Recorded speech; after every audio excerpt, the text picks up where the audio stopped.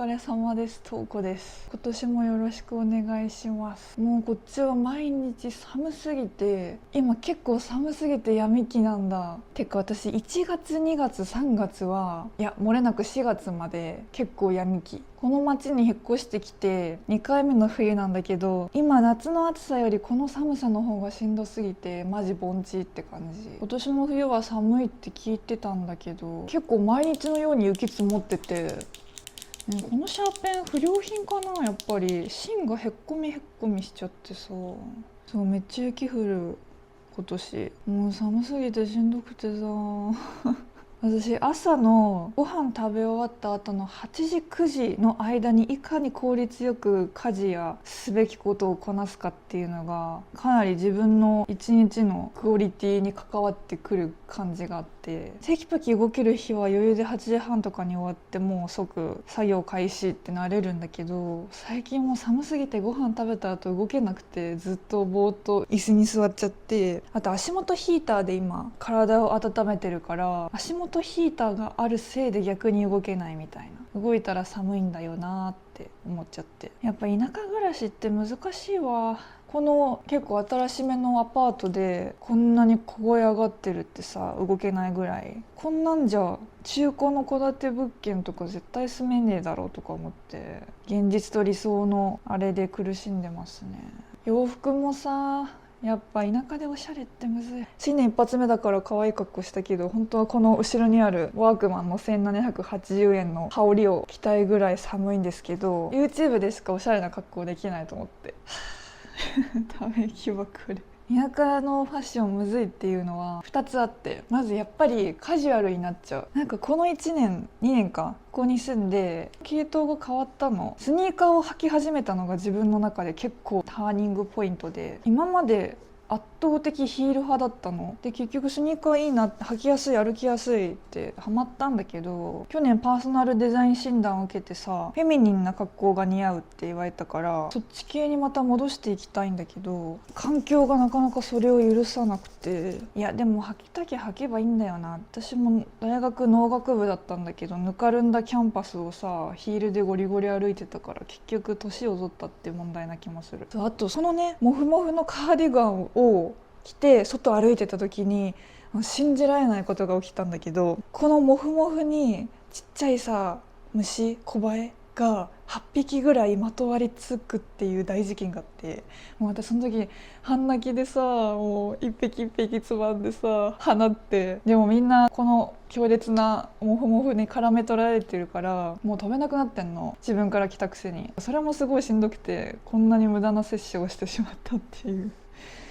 まあそれはいいんだけど、だからこういうモフモフな服を外で着るの難しいんだなって思って。あとツヤツヤのリップも無理なの、唇に虫つくから。そうだからなんかやっぱ制限かかる。あと私香水もやめたんだよね、こっち来て。この田舎の匂いと香水の匂いが混ざり合うと最悪な香りになっちゃって、もちろんその香水によって違うと思うけど、こんな臭くなるかと思ってやめちゃったんだよね。で2つ目が、田舎でおしゃれなものを買うのが難しい。少なくとも徒歩圏内では。だからもう最近通販頑張ってるけど失敗しすぎて結構それも大鬱でさ、こういう洋服はもちろん買えないんだけど、身の回りのもの、ハンカチとかタオルとか靴下とかそういうのがこだわりたいなら近くでは買えなくって、とにかくおばあちゃん家にあるあの独特の布団の柄とか、おばあちゃんおじいちゃんが着てる独特のパジャマの柄とか、あれは一体どこで手に入れてたんだと思うんだけど、結局その田舎のスーパー、全てが集まってるスーパーで買ってたんだなって納得した。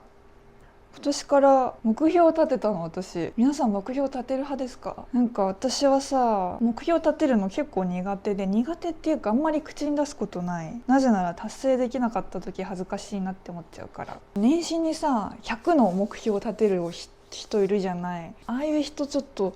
申し訳ないけどちょっと敬遠してたんですね。意識が異常に高い人異常だから意識高いはいいことだよ。それが承認欲求がゆえに動いてる人みたいな、中身と言ってることが伴ってない系の意識高い人がちょっと怖くてですね。だから100の目標リストもそっち系なのかなと思って、なんとなくツイッターで流れてきても見ないようにしてたんだけど、今年流れてきたの見てみようと思って見てみたらさ、あれって別に大層なやりたいことを書いてるわけじゃないんだってことを知りまして、言い方最悪なんだけど、そんなの今すぐやんなさいよっていう目標も多かったなんていうの、私はね偏見だけどオーロラを見に行くとかさ、そっち系を多く書いてんのかなと思ったら、もっともっと身近な目標って感じで、そんな気軽さで目標立てていいんだって肩の荷が下りるというか、そんな風に思って、私も軽く100までとはいかないけど目標立てようと思って目標立てたの。絵の活動編と日常編とあって見せないんかい。絵の活動編は言えるのは、私絶対オンラインショップを開設してちゃんと運営したいのと、 YouTube のエンディングをなんとかしたいっていうの。 YouTube 収益化するって書いてる。意識高い収益かな。やっぱ YouTube やってる以上さ、できたらいいなって思うのと、あとは絵を直接売る以外の手段で絵でお金を稼ぐことができたらいいなってずっと思ってて、青山塾っていう画塾に通ってた時に、何のサイトか忘れちゃったけど、とにかく自分の絵をサイトに置いておいて、それを使っていただけたら使用料が入ってくるっていうサイトがあるらしくて、権利の問題とかいろいろあるんだけど、それをやってるとバンバン新作書けなくなった時に保険というか補助というか収入があるからいいよねっていう話を聞いて、そういう考え方もあるんだなって思って、それが記憶に残ってて、 YouTube もその一環になれそうだなって思ってるんです、私は。でも私なんかの動画で言ったけど、ことごとくスピードが遅いんですよ。何するにもゆっくりの星に生まれてるから、なんかこんだけ週1さちゃんときっちりクオリティの高い動画を上げて頑張っているが、このスピード感はやっぱ私ならではだなって思う。多分もっとみんな、もし絵描いてて YouTube やりたいって人いるんだったらもっとうまく運営できるんじゃないかなって思うけど、だからこのまま続けることを目標にはしているんだけどね。ゆくゆくは頑張っていきたいですね。でも最近上げたショート動画が初めて1万再生って嬉しかったけど、なんかあれさ、絵描きの NG 集まとめみたいなショート動画を作ったので、あれずっとやりたくて、で多分 NG 集って受ける気がするから伸びるんじゃないかなと思ってあげたのね。で読みが当たって伸びたから、私なんかちゃんといっぱい人に見てもらおうと思えばできるのかもと思って自信にはなった。ただそれをちゃんと毎回やれるかどうかは難しいけど、だからバズろうと思ってずっとバズる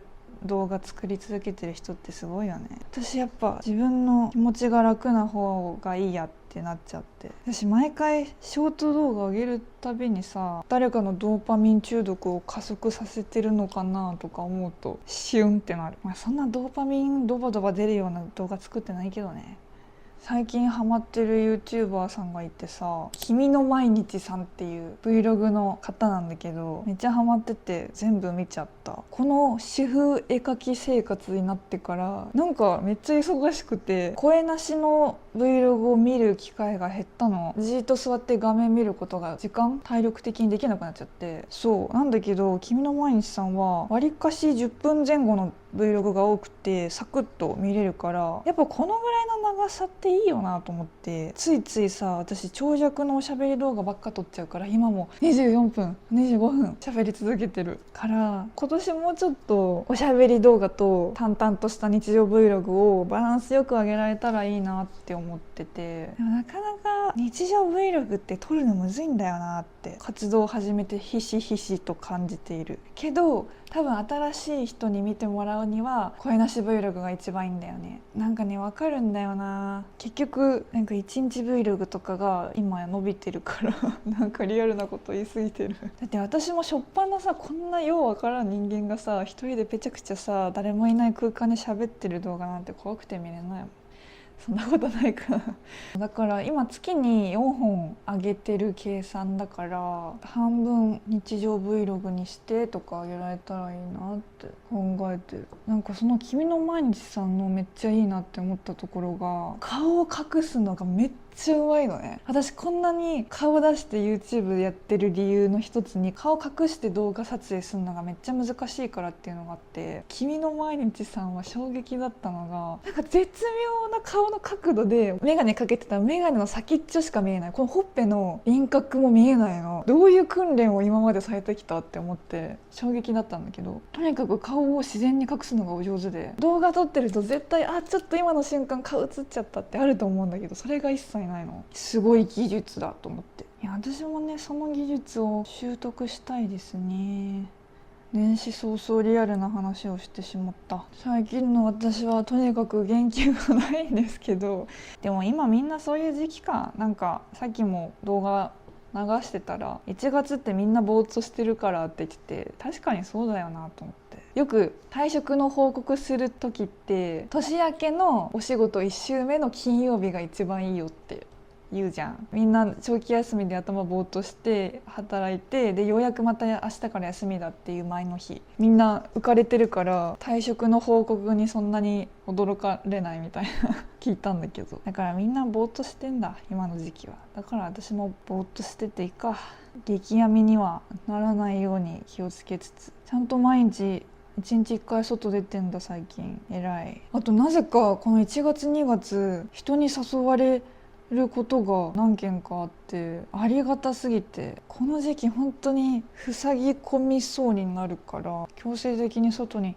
連れ出してもらえるとありがたい。昨日も2月にこっち来てくれる友達と電話したんだけど、もう10年ぶりぐらいに喋る子もいるようなお電話だったけど、なんかみんな変わらなさすぎてちょっとビビって、ってことは私も変わってないんだと思って嬉しくなった。高校卒業以降ってさ、高校の友達なんだけど、それは高校卒業以降ってみんなさ結構荒波に揉まれませんか？結構20歳前後怒涛でさ、なんていうかいろいろあった、疲れたって感じで、でも多分友達も同じようにそんな状況だった子が多いんじゃないかなと思って、だからその荒波を乗り越えて今また久しぶりに会えるっていうのが嬉しい。なんかもう同じにしちゃいけないんですけど、虎に翼っていう朝ドラ見てた時に、戦争が終わってその後に旧友と再会する場面があって、もう久しぶりとかじゃなくて生きてたのって感じだったので、私結構それ衝撃受けて、ちょっと考えればそりゃそうなんだけど、久しぶりに会って生きてたんだってホッとするっていうか、その感覚が私は今の時代でも友達に対して結構思ってってて、みんな辛いことあったよねって、でも頑張って生きてたんだって思う。なんか先の楽しみにできると生きようって思うじゃん。だから私も今年も毎週木曜日の夜7時15分に動画をアップし続けようと思うので、毎週約束されてることがあると、誰かの何か生きる目標に、いやちょっとおこがましくて言えねえわ、とりあえず毎週確約されてるって結構私的には嬉しいので、今年も続けていきたいと思います。うまく描けないよ、うまく描けねえんだよな、だって絵が下手なんだもの。でもこういうなんかズーンってしてる時こそ絵がはかどるからどんどんね描き上げていきたいなと。てなわけでここらでおいとまします。皆様も無理せずご自愛ください。元気出したい。もう今日だって今これ午前中の11時ぐらいだぜ。なんでこんな曇ってんだよ。腹が立つ。もう気象病もしんどいしじゃあ今日もありがとう。また来週。